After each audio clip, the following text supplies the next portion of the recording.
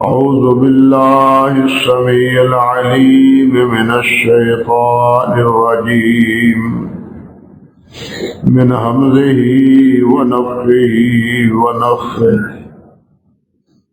بسم الله الرحمن الرحيم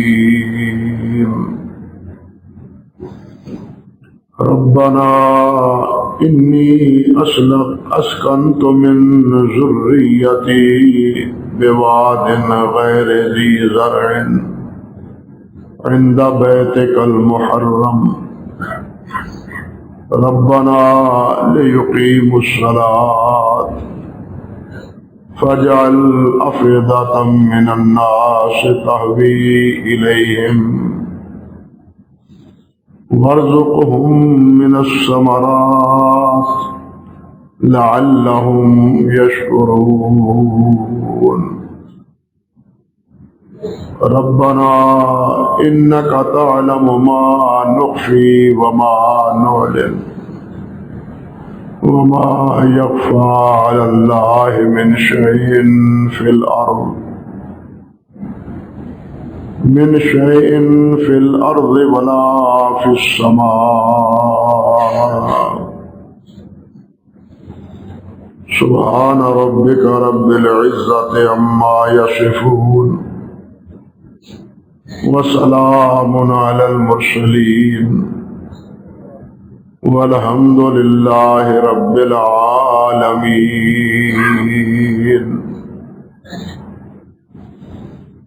محترم مکرم سامعین کرام، عزت مآب میری بہنوں اور بیٹیوں، سورۃ ابراہیم کی ان آیات مبارکہ سے پہلے جو آیات ہیں، گزشتہ خطبے میں کچھ ان کی وضاحت پیش کر رہا تھا، اور آج یہ جو آیات پڑھی ہیں ان کے بارے میں چند گزارشات مطلوب اور مقصود۔ ابراہیم علیہ السلام، اللہ سبحانہ و تعالی نے انہیں اپنا خلیل کہا ہے، واتخذ اللہ ابراہیم خلیلا، کہ اللہ نے ابراہیم کو اپنا دوست بنایا۔ اللہ اکبر کبیر۔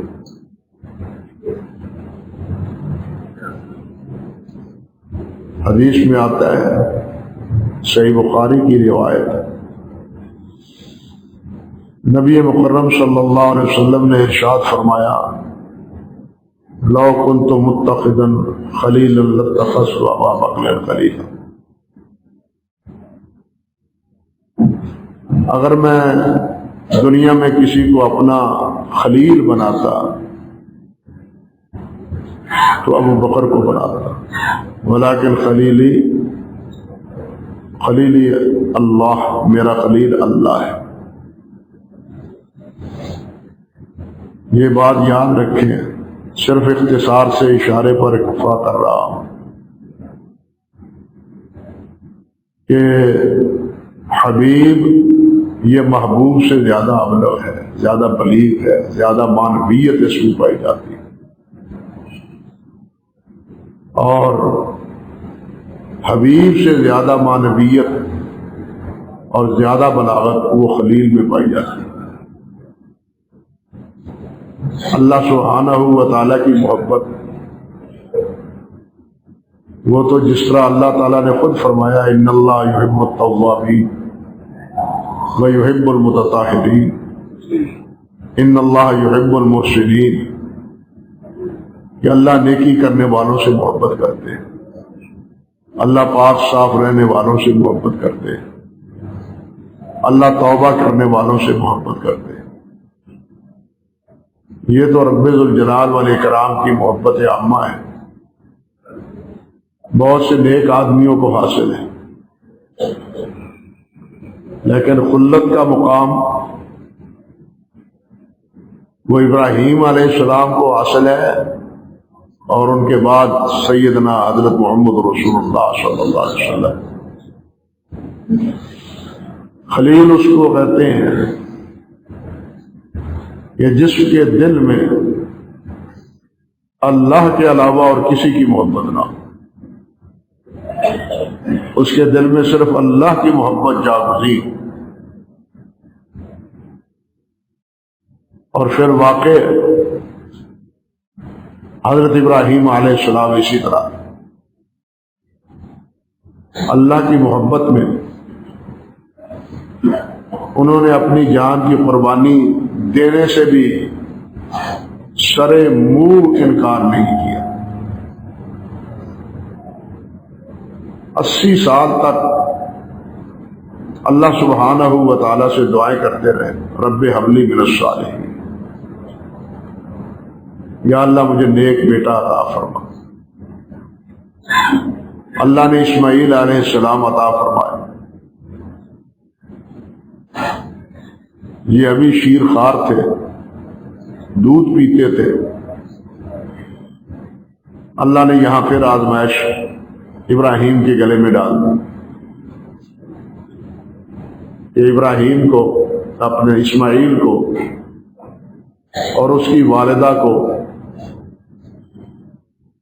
یہ سرزمین جو حرم ہے اس میں چھوڑ کے آؤ۔ یہ حقائق بیان کرنی آسان ہے، پڑھ لینی آسان ہے، لیکن اس پہ پورا اترنا معمولی مسئلہ نہیں، وہ آسان نہیں۔ آپ ذرا چشم تصور میں جائیں، کوئی انسان وہاں نہیں بستا، کوئی گھر وہاں نہیں ہے، صرف پہاڑ ہے، اور ایک وہاں درخت ہے جس کے سائے کے نیچے انہیں بٹھایا۔ کوئی پانی کا انتظام نہیں ہے، کوئی کھانے کا انتظام نہیں ہے، صرف ایک مشکیزہ پانی کا ہے اور کچھ کھجوریں ہیں جو انہیں دے کے اللہ کے سپرد کر کے جا رہے ہیں۔ اس جنگل بیابان میں دودھ پیتا بیٹا اور اس کی مامتا پر کیا گزرتی ہوگی؟ ایسی حالت میں تو ماں کے سامنے اکلوتا اس قسم کا بیٹا بے سہارا نظر آئے تو مامتا کا دل پہلے ہی ڈوب جاتا ہے۔ وہ جب یہاں بٹھا کے جاتے ہیں انہیں معلوم ہی نہیں ہے، حضرت حاجرہ کو نہیں معلوم کہ کہاں جا رہے ہیں، یہاں بیٹھ جاؤ، یہاں رہو، یہاں رہیں، یہ صحیح بخاری میں ہے، یہاں رہیں، ہاں یہاں رہنا ہے۔ بلکہ پہلے تو 3 بار پوچھا تو حضرت ابراہیم علیہ السلام نے جواب ہی نہیں دیا، کس کے سہارے پر چھوڑ رہے ہو؟ میرا قصور کیا ہے، میرا جرم کیا ہے کہ مجھے یہ سزا دے رہے ہو کہ جنگل میں بیابان میں مجھے اکیلے چھوڑ کے جا رہے ہو؟ یہاں میں کس کے ساتھ زندگی گزاروں گی؟ اس شیر خوار بچے کے ساتھ؟ اندازہ کیجئے، دن ہی نہیں راتیں بھی گزرتی ہوں۔ آج کل تو ہماری راتوں میں، ہمارے گھروں میں ہمیں خوف آتا ہے، وہاں تو جنگل بیابان تھا، سوائے پہاڑوں کی اور چیز تھی ہی نہیں، اور پہاڑ بھی وہ جو خشک خوبصورت نہیں کہ ان کی خوبصورتی کو دیکھ کے انسان کچھ دل بہلا لے، پہاڑ بھی چاروں طرف خشک کے خشک، جن سے دل اور خوفزدہ ہو جاتا ہے مطمئن ہونے کی بجائے۔ پتہ نہیں آپ میں سے کسی نے ایسا موقع دیکھا ہے، یہ ایسے مرحلے سے گزرا ہے کہ خشک پہاڑ میں جب انسان ڈیرا ڈالتا ہے اس پر کیا بیتتی۔ سرسبزہ شادابی ہو تو دل لگی کے کئی سامان وہاں ہوتے ہیں، لیکن خشک سالی میں تو کوئی چیز نہیں ہوتی، خشک پہاڑوں میں کچھ بھی نہیں۔ اللہ بھی قادر مطلق ہے، اور اللہ بھی فعال لما یرید ہے، یفعل ما یشاء ہے، جو چاہتا ہے حکم دیتا ہے۔ اور ابراہیم علیہ السلام نے ایک لمحہ بھی یہ شکایت، حرف شکایت زبان پہ نہیں پیش کی۔ مولا کریم 80 سال تک تو میں نے دعائیں کر کر کے بیٹا لیا، اب کس کے سہارے جنگل پر چھوڑا ہوں؟ کوئی شکایت نہیں، کوئی شکوہ نہیں ہے، حکم ملا ہے چل اللہ کی بندی، کہاں جانا ہے اس کو بھی پتا دے۔ اللہ اکبر کبیر، یہاں بٹھایا ہے، پھر پوچھا ہے کہ یہاں رہو، کہا کیسے رہوں، کس سہارے سے رہوں، کس نے آپ کو کہا ہے؟ 3 بار انہوں نے پوچھا اور حضرت ابراہیم علیہ السلام نے جواب نہیں دیا، خاموشی اختیار۔ پھر خود بھی فرماتی ہیں کہ اللہ نے تمہیں یہ کہا ہے؟ ابراہیم علیہ السلام فرماتے ہیں نعم، ہاں اللہ نے یہ فرماتی ہیں اذن لا یضیعن اللہ، اگر اللہ نے کہا ہے تو اللہ ہمیں ضائع نہیں کرے۔ یہ ہے اللہ پر اعتقاد، یہ ہے اللہ پر بھروسہ، یہ ہے اللہ پر توکل۔ ہمارے ہاں تو سب کچھ ہوتے ہوئے بھی ہم اللہ پہ سہارا چھوڑ دیتے، اللہ کا سہارا چھوڑ دیتے۔ یہاں چند کھجورے ہیں ایک تھیلے میں، اور ایک مشکیزہ چھوٹا سا پانی کا، پانی کا وہاں اردا گرد کوئی دور دور تک تصور بھی نہیں ہے۔ یہاں سے چھوڑ کے یہاں بٹھا کے چل نکلتے ہیں پیچھے، صفا مروہ کی طرف سے پیچھے سے نکلے ہیں، پیچھے جا کے پہاڑ کی اوڑ میں، دل تو انسان ہی کا ہے نا، پتھر تو نہیں نا، انسان ہی کا دل، وہاں جا کے اللہ سبحانہ و تعالیٰ سے دعا کرتے ہیں۔ ایک عرصہ ہوا، چھتا بازار ہوتا تھا وہاں مروہ کے ساتھ پیچھے لمبا، مسجد جن تک جاتا تھا، وہاں ایک جگہ بنی ہوئی تھی چھوٹی سی، اس کے بارے میں مشہور تھا کہ یہاں یہ جگہ ہے جہاں حضرت ابراہیم علیہ السلام نے دعا کی تھی، اللہ عالم، لیکن وہ جگہ وہاں چھوڑی ہوئی تھی، میں نے خود اپنی آنکھوں سے دیکھی۔ اور وہاں دعا کرتے کیا ہے؟ وہ یہی دعا ہے جو الفاظ میں نے آپ کے سامنے پڑھے، ربنا انی اسکنت من ذریتی بواد غیر ذی زرع، یہ ہے ہمارے پروردگار، میں اپنی اولاد کو بواد غیر ذی زرع، ایسی وادی میں چھوڑ کے جا رہا ہوں جس میں کوئی کھیتی باڑی نہیں ہوتی، بے آب و گیا، نہ پانی کا انتظام ہے، نہ کھانے پینے کا یہاں کوئی انتظام۔ عند بیتک المحرم، تیرے حرمت والے گھر کے پاس، جس کو اللہ ذوالجلال نے ابتدا ہی سے حرمت والا بنایا۔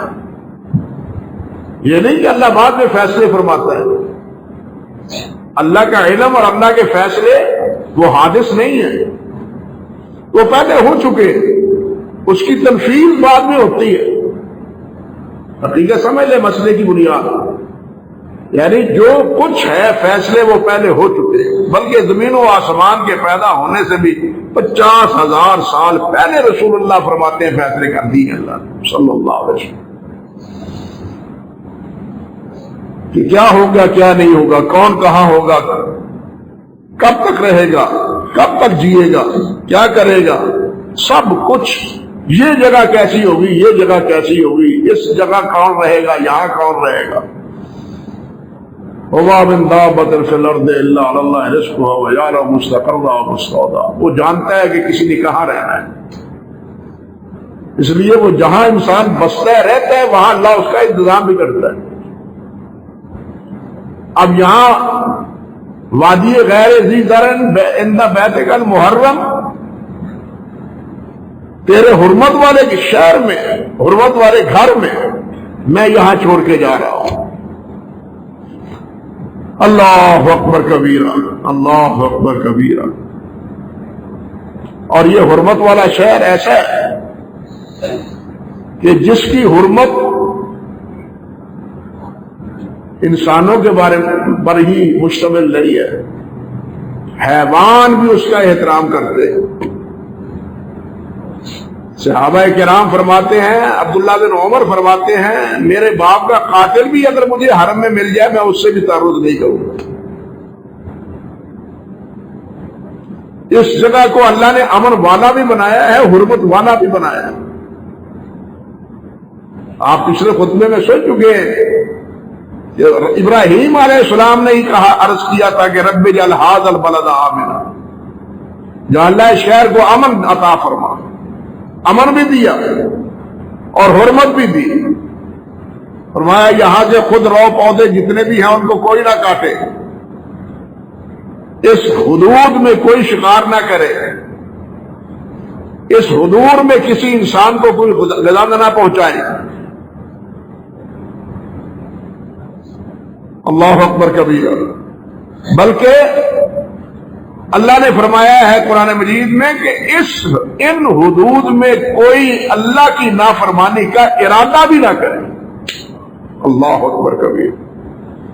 عبداللہ بن مسعود فرماتے ہیں رضی اللہ تعالیٰ عنہ، انسان یہاں برائی کا ارادہ کرتا ہے کچھ نہیں، لیکن حرم کے احترام کا نتیجہ یہ ہے کہ وہاں یہ برائی کا، نافرمانی کا ارادہ بھی اللہ کے ہاں گناہ ہے۔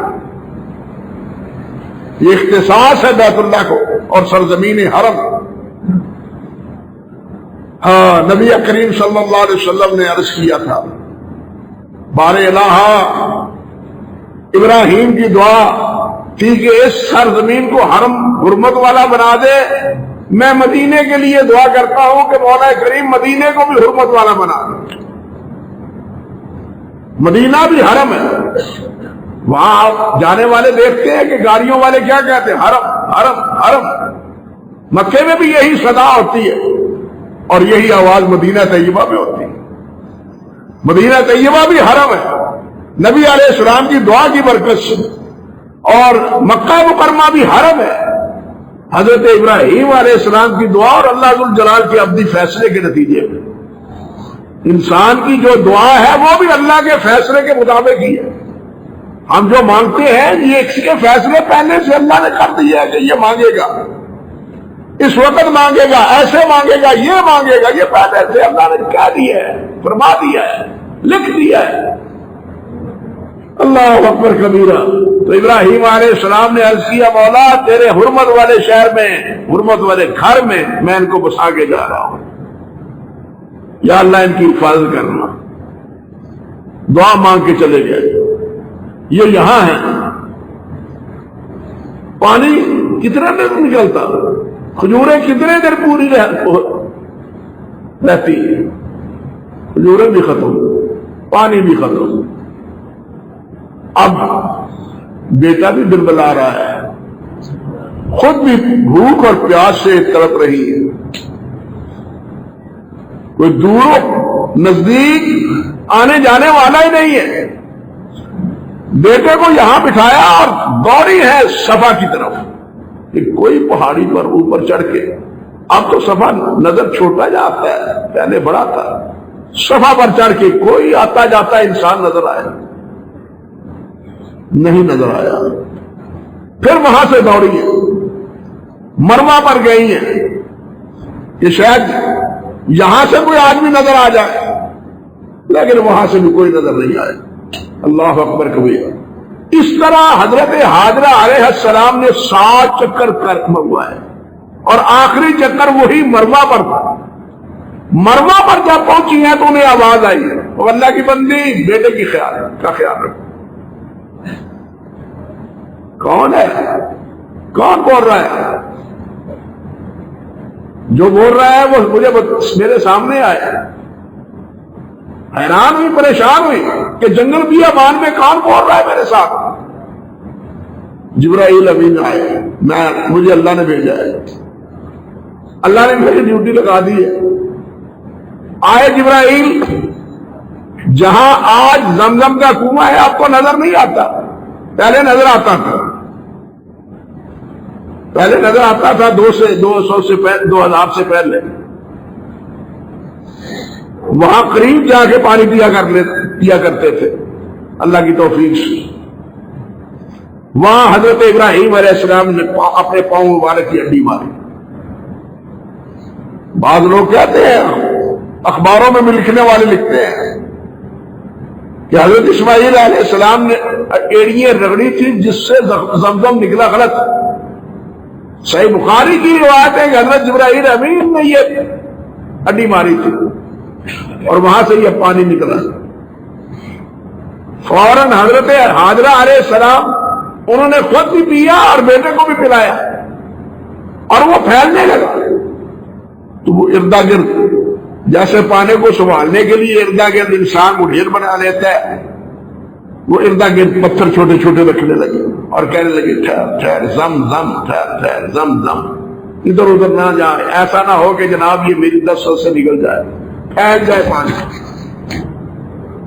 حضرت عبداللہ بن عباس رضی اللہ تعالیٰ عنہ کی اس روایت میں ہے کہ اگر حضرت حاجرہ زمزم نہ کہتی تو یہ پانی پوری زمین پر پھیل جاتا ہے۔ اللہ اکبر کبیر۔ تو یہ سارے پس منظر ہے اسی آیت کے، یہ سارا واقعہ سورت اپنے صحیح بخاری میں 2 جگہ ہے یہ واقعہ۔ اللہ اکبر کبیر۔ اور پھر ساتھ کیا کہتے ہیں؟ ربنا لیقیموا الصلاۃ، یا اللہ تاکہ یہ تیرے گھر میں نمازیں پڑھیں۔ کیا مانگا؟ یا اللہ تیرے گھر میں یہ کیا کریں؟ نمازیں پڑھیں۔ پہلے امر مانگا، پھر نمازوں کا عرض کیا کہ یا اللہ یہ نمازی بنے، یہ بیٹا بڑا ہو نمازی بنے۔ ساری تفصیل کی گنجائش نہیں ہے۔ آپ دیکھیں کہ امن کا سب سے بڑا ذریعہ نماز ہے، اطمینان کا سب سے بڑا ذریعہ نماز ہے۔ ہمیں یہ بات سمجھ نہیں آتی۔ نبی علیہ الصلوۃ والسلام نے فرمایا، آپ فرمایا کرتے تھے حضرت بلال کو، اذن یا بلال ارحنا بالصلاۃ، بلال آذان کا ہو، نماز سے ہمیں راحت ملتی۔ اللہ نے فرمایا الا بذکر اللہ تطمئن القلوب، کہ دلوں کو اطمینان سکون کس سے ہوتا ہے؟ اللہ کے ذکر سے ہوتا ہے، اور نماز اللہ کے ذکر کا سب سے بڑا مظہر ہے۔ نماز کے علاوہ زبان تنہا ذکر کرتی ہے، لیکن نماز میں انسان کا سارا جسم وہ اللہ ذو الجلال کی یاد میں مصروف ہو ہے، بشرطے کہ ہماری نمازیں ایسی ہوں۔ اللہ اکبر کبیرہ۔ تو جو ذریعہ ہے امن کا، اطمینان کا، وہ ذریعہ اللہ سبحانہ و تعالی سے مانگا۔ اور میرے بھائیوں، اگر ہم اپنے گھروں میں امن چاہتے ہیں، اپنے شہروں میں امن چاہتے ہیں، اپنے ملک میں عالم اسلام میں امن چاہتے ہیں، تو اللہ کے در پر جھک جائیے،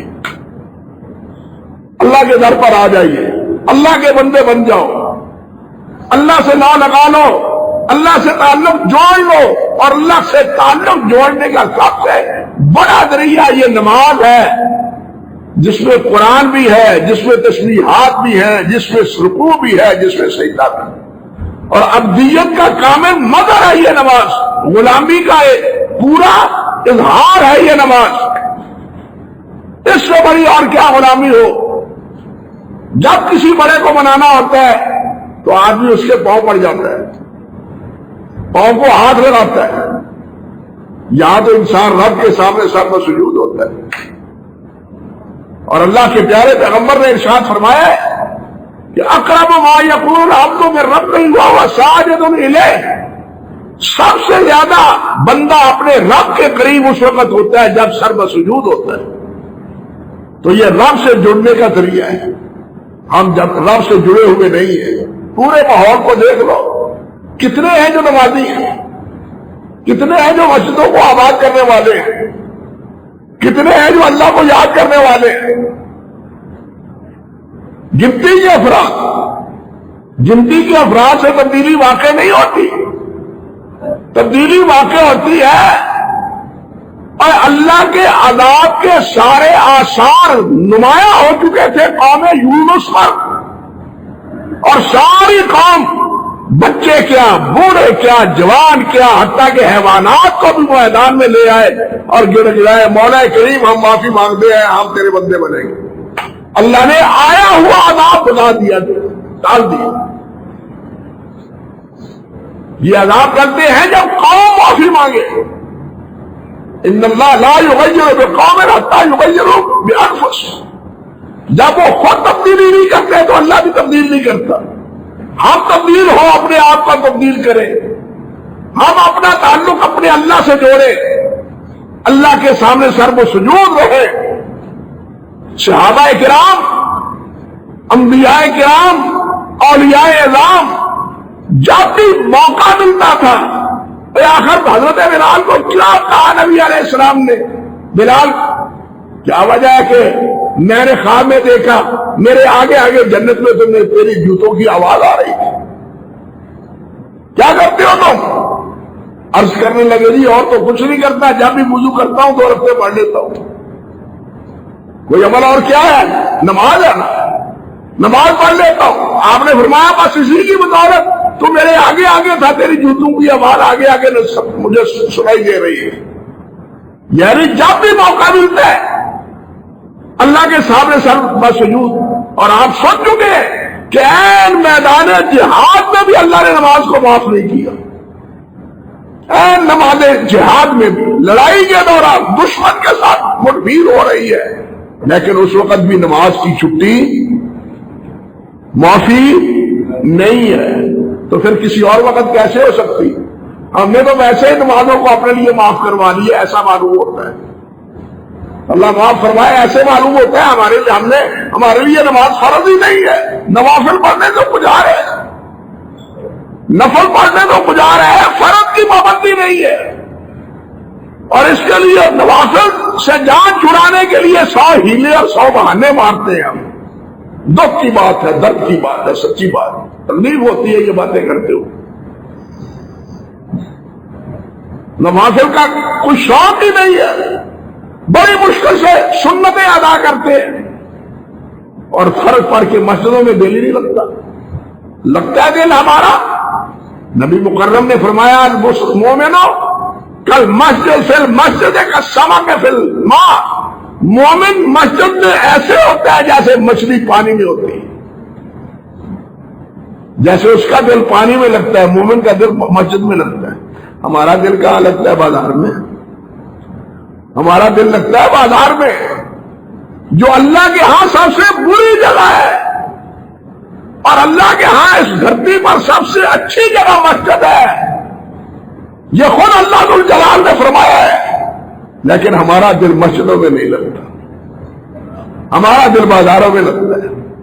اور پھر کچھ ایسے بندے بھی اللہ کے ہیں جو دیکھو مولوی نمازاں دی گالی کرتے ہیں، مسجداں دی گالی کرتے ہیں. انہوں کی پتا کاروبار کیویں ہوندا ہے، انہوں کی پتا دنیا کیویں چلتی ہے، اور انہوں کی پتا دنیا دے جناب چند تے پہنچ گئی ہے، مریخ تے پہنچ گئی ہے. یہ گلاں نمازاں دی کر دیا کرتے ہیں.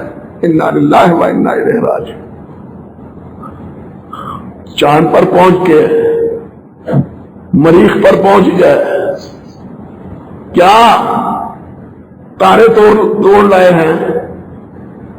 پہنچنے والوں نے دنیا کو امن دیا ہے، پہنچنے والوں نے دنیا کو اطمینان دیا ہے، دنیا کے لیے تباہی اور بربادی کا وہ پیغام لائے ہیں. اطمینان ہے اس ہستی کے ساتھ جو چاند کیا، سورج کیا، آسمان کیا، آسمانوں سے اوپر عرش ہے، عرش سے بھی اوپر ہے. ہمارا تعلق تو اس کے ساتھ ہے، اور تم تو ابھی پہلے آسمان سے نیچے مریخ تک کی بات کرتے ہو۔ ہمارا تعلق اب ذات الجلال والاکرام سے ہے جو فوق العرش۔ دلوں کو اطمینان اس عرش والے کے ساتھ ہوتا ہے، امر اس سے نصیب ہوگا، مریخ کے پہنچنے سے نہیں ہوگا، چاند پر پہنچنے سے نہیں ہوگا۔ یہاں پہنچنے والوں نے ہمیں دیا کیا ہے سوائے تباہی اور بربادی اور امالگی کے۔ حضرت ابراہیم علیہ السلام نے یہی بات کی کہ یا اللہ پہلے امن اور پھر نماز۔ کیوں؟ امن کا ذریعہ اطمینان کا ذریعہ نماز۔ لیکن ہم اس نبوی تعلیم کو بھول چکے ہیں، انبیاء کی تعلیم کو بھول چکے ہیں۔ اللہ اکبر کبیرہ۔ اور آگے کیا کہتے ہیں؟ بہت سی باتیں تھیں یار، کیا کروں، وقت بھی نہیں ہوتا، بہت سے مسائل بھی ہیں قربانی کے، کیا کروں۔ فرمایا وجل خجل افئدۃ من الناس تہوی الیہم۔ یا اللہ یہاں رہتا تو کوئی نہیں ہے، لوگوں کے دل اس کی طرف موڑ دے۔ مڑے ہوئے ہیں یا نہیں؟ مڑے ہوئے ہیں دل یا نہیں؟ کس مسلمان بشرطے کہ وہ مسلمان صحیح ہو، اس کا دل حرم پاک میں جانے کا نہیں چاہتا، اور یہ اللہ کی قدرت ہے۔ پر اب تو محل بن گئے، اب تو ٹاور بڑے بڑے بن گئے، لیکن ان ٹاوروں کے بننے سے پہلے جب بالکل خوش پہاڑ تھے، ان خوش پہاڑوں میں اللہ ذو الجلال نے اپنا گھر بسایا۔ یہ اس لیے کہ جو یہاں آئے وہ عبادت کے لیے آئے، سیاحت کے لیے نہ آئے۔ سیاحت کی نیت نہ ہو جی چلو سیر دی سیر تے عمرے دا عمرہ، انما الاعمال بالنیات۔ اگر یہ نیت ہے تو پھر ایسے عمروں سے بھی اللہ ذو الجلال والاکرام کچھ نہیں دیتا۔ اللہ نے تو اسی لیے اس کو بے آب و گیا جہاں پر بنایا تھا تاکہ دل لگی کہ یہاں بظاہر کوئی سامان نہ ہو، لیکن آج ماحول اس کے برعکس بنا ہوا ہے۔ لوگ پھر جواب کرتے چلو جی زیارت بھی ہو جائے گی کہ چلو ٹاور بھی کھاویں گے، لیکن ابراہیم علیہ السلام نے کیا فرمایا؟ فجعل افئدۃ من الناس۔ اللہ ذو الجلال نے بھی فرمایا ہے اذ جعلنا البیت مثابۃ للناس، ہم نے لوگوں کے دلوں کو اس بیت اللہ کے ساتھ جوڑ دیا ہے۔ ہمارے ساتھی دوست اللہ ان پر کروڑ رحمتیں کرے، صوفی غلام نبی صاحب ساتھی اکثر جانتے ہو، بڑے نیک صالح اور دعوت و تبلیغ کے میدان میں بہت ہی زیادہ پیش قدمی کرنے والے، اپنا کام کرنے والے، اور للہ فی اللہ دعوت و تبلیغ مغرب کہاں، عشاء کہاں، صبح کہاں، سائیکل پر وہ ایک جملہ کہا کرتے تھے، فرمایا کرتے تھے جو وہاں گیا نہیں وہ ترستا ہے، جو گیا ہے اس کا دل تڑپتا ہے۔ جو گیا نہیں ابھی وہ ترستا ہے، اور جس نے دیکھا ہے اس کا دل تڑپتا ہے۔ اللہ والوں نے تو ایک بات یہاں یہ بھی کہی ہے کہ دیکھنے کے بعد اگر وہاں دل جانے کو نہ کرے تو سمجھے کہ میرا پہلا جانا قبول نہیں ہے۔ بات سمجھ گئے؟ اگر جانے کے بعد پھر دل میں یہ امنگ، یہ امید، یہ طلب نہیں ہے کہ یا اللہ لے چل، پھر تو پہلا پھیرا جو ہے نا وہ ناکام ہے۔ اپنے گھر میں وہی آنے دیتا ہے جس کو وہ پسند کرتا ہے، جس کو وہ پسند نہیں کرتا وہ اس کے لیے اپنے گھر کے دروازے بند کر لیتا ہے، پھر دوبارہ وہاں جانے کو جی نہیں چاہتا۔ اللہ ہمیں ایسا نہ کرے۔ اور آج ہم اپنی آنکھوں سے دیکھ رہے ہیں، آج حرم تکبیر لبیک کی صدا سے گونج رہا ہے. لبیک اللہم لبیک، اللہ اکبر اللہ اکبر. ہمیں بھی یہاں ان کی نقالی کرنے کا حکم ہے، یہاں ان کی نقالی کا ہمیں یہاں بھی حکم ہے. حاجی نے لبیک کہنا ہے اور اس کے بعد تکبیریں پڑھنی ہے. ہم نے لبیک نہیں کہنا، ہم نے تکبیریں پڑھنی ہے. عبداللہ ابن عمر تو 10 جیری تکبیریں کہتے تھے، بدل کے بازاروں میں نکل جاتے تھے اور تکبیریں پڑھتے تھے، گنگناتے پھرتے تھے. اور دکانوں پر بیٹھے ہوئے حضرات ان کی تکبیرات سن کے وہ بھی بیٹھے ہوئے تکبیر پڑھنا شروع کر دیتے تھے. اللہ اکبر، تاکہ ہر جگہ اللہ کی کبریائی کا ڈنکا بجے. اللہ اکبر اللہ اکبر اللہ اکبر اللہ اکبر، لا الہ الا اللہ اللہ اکبر اللہ اکبر وللہ الحمد. اللہ کی کبریائی کا اظہار. وہاں 10 کو کینکریے مارنے کے بعد حجامت ہے، وہاں عید کی نماز نہیں ہے. آپ نے عید کی نماز پڑھنی ہے اور قربانی کرنی ہے انہی کی طریقے کے مطابق. بعد میں بال کاٹنے، بات سمجھے؟ جس طرح وہاں 10 کی رات پہلے قربانی کی اجازت نہیں ہے، یہاں بھی نبی علیہ السلام نے فرمایا صبح کی نماز یعنی طلوع آفتاب کے بعد ہی قربانی ہے، پہلے قربانی نہیں ہے. جو طلوع آفتاب سے پہلے قربانی کرتا ہے وہ گوشت کھانے کے لیے کرتا ہے، اللہ کی رضا کے لیے نہیں کرتا. لوگ موجود ہیں جو صبح کی نماز کے وقت سورج نکلنے سے بھی پہلے قربانیاں کر لیتے ہیں، ایسے لوگ موجود ہیں. نبی علیہ السلام نے فرمایا ہے انہیں کہ تم نے 13 تک یہاں مینا میں رہنا ہے اور تکبیریں پڑھنی ہیں. آپ بھی پڑھتے ہیں یا نہیں پڑھتے؟ ہم بھی تو انہی کی تقلید اتباع میں یہ سب کچھ کر رہے ہیں تاکہ کچھ نہ کچھ ہمیں بھی کچھ مل جائے، ہمیں بھی کچھ مل جائے. وہ تو عرفات میں اللہ سے لا لگائے ہوئے اور یہی دعا پڑھ رہے ہیں، لا الہ الا اللہ وحدہ لا شریک لہ. نبی علیہ السلام نے فرمایا جس کو آپ چوتھا کلمہ کہتے ہیں، فرمایا کہ عرفات میں اس سے جامع کوئی دعا نہیں، عرفات میں اس سے جامع دعا نہیں. اور عرفات کی حاضری حجاج کے لیے بخشش اور مغفرت کا سبب ہے. ہمیں کیا اللہ نے دیا؟ اللہ نے فرمایا تم 9 کو روزہ رکھ لو، تمہیں تمہارے 2 سال کے گناہ معاف کر دو. ہمیں بھی محروم نہیں چھوڑا اس بات ارحم الراحمین. یہ ہماری بد نصیبی ہے کہ اس مالک کی ان عطاؤں کی ناقدری کرے اور اس پر عمل نہ کرے. یہ ہماری ناقدری ہے، یہ ہماری ناشکری ہے. بلکہ اس لیے بھائیو ان دنوں کی قدر کرو، قربانی کی کوشش کرو. حتیٰ کہ اگر جن کو اللہ ذوالجلال والاکرام نے توفیق دی ہے ان کی عزیز اقارب اس پوزیشن میں نہیں ہے کہ وہ قربانی کریں، قربانی کا بکرا ان کے گھر بھیجے، ان کو کہو تمہاری طرف سے یہ قربانی ہے. نبی علیہ السلام نے صحابی کو بھیجا تھا قربانیاں دے کے کہ جو فقراء صحابہ ہیں ان میں جا کے یہ قربانیاں تقسیم کر دو.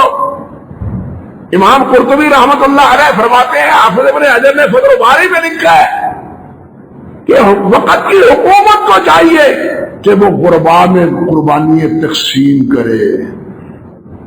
کیوں؟ یہ قربانی شعار اسلام ہے، تاکہ اس شعار کی احیاء میں وہ فقراء بھی شریک ہو.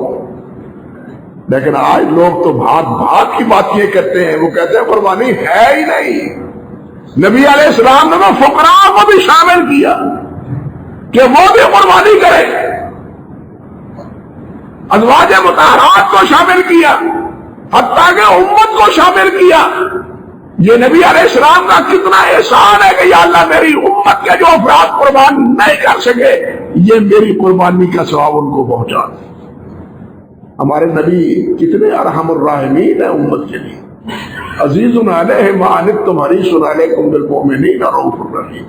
وہ تو ایسے ہیں، لیکن ہم کتنے باغی ہیں، ہم کتنے نافرمان ہیں، ہم کتنے اطاعت گزار ہیں یہ ہمیں فیصلہ کرنا چاہیے.